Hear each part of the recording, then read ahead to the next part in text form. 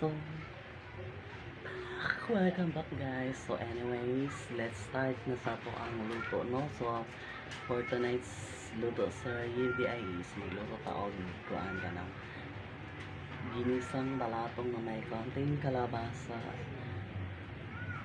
In short, kanang pakbit siya nga kanang kuan duha lang ka buok ingredients na gulay. Pero, masustansya man. Tapos, tara, let's start. So, magpainit na tagkala.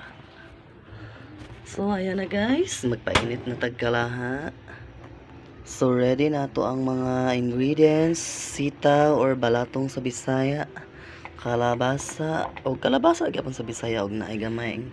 Subak, kani, ahos bombay. And suyu, suke, paminta, napay another paminta. So, habang kapainit ta guys, chika sa tagamay. Wala ko to guys, chika sa tagamay no. Parang, moment yun itong content ba dahil so, cooking vlog. Cooking vlog. So, basta nga to ang veg is more on cooking halos pero random siya kay wala man tayo ka ng specific jud nga ano mas better man gud nga halos tanan ka ng ano nimo ka nang ma-explore dili lang sa isa ka niche ba na ang tawag na niche. So as long as explore nimo, so that's it. So magisa sa ta guys, everything's ready. Kalaha yan tangan at mantika and ang sitaw or balatsong, kalabasa, subak, paus bombay. So everything is ready. So cooking na. So bani lang ko ninyo guys, wala man siya sukod pero kabalo na mga punta relatable man siya sa tanan.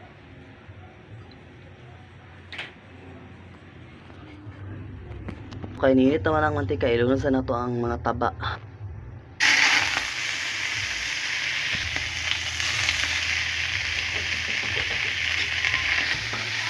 Okay. So, ni brown na siya guys. Ilunod na dato ang bombay ug ahos. Idungan na nato ni guys. Uy.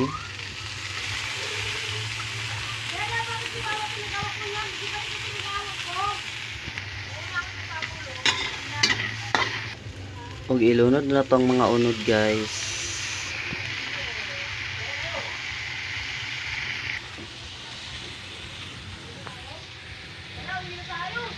Payon na to guys no.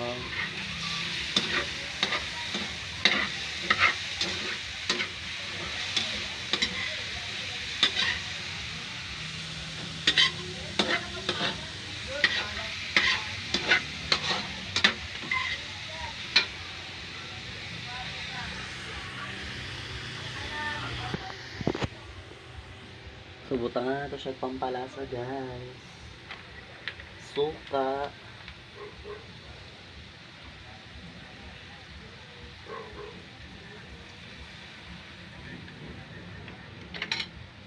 toyo,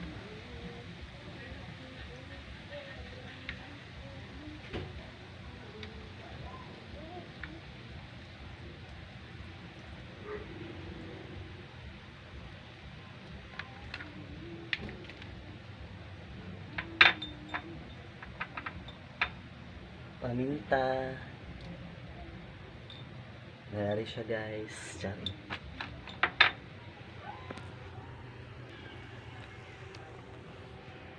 Habang nagahawla ta guys, kanang takloban sa to siya no. Kay utang nga to siya suka, so ana sila dili sa daw payon kay sana kanang sana kanang mawala ang murag ano niya aroma. Saring sana kanang tamang timpla. Lambot lo ay basta bot palo nakalas tanan. So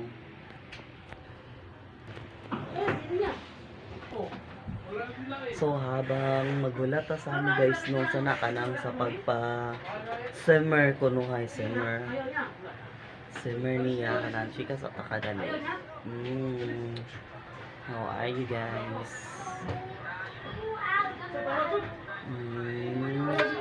So murag pwede na to siya kayo pag nasawala sa nato siya gian. So kayo na nato siya guys kay murag sobra naman siya 1 minute or almost 3 minutes gani siguro ginulata. So kayo na nato siya para ang ano niya ang aroma ug lasa mag-combine. Charing. Napay pa combine.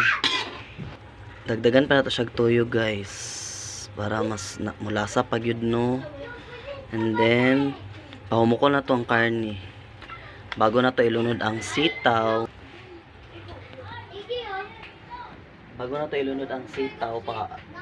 Pahumukon sa nato ni karne no, kayo-kayon.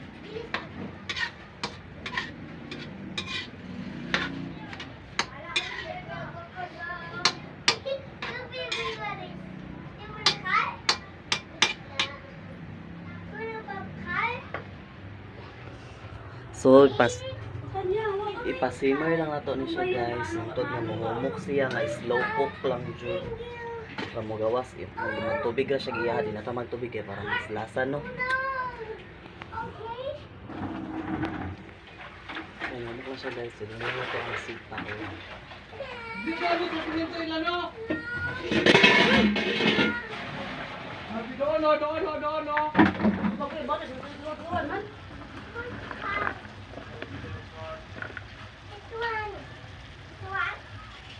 Gagkuha sa uban.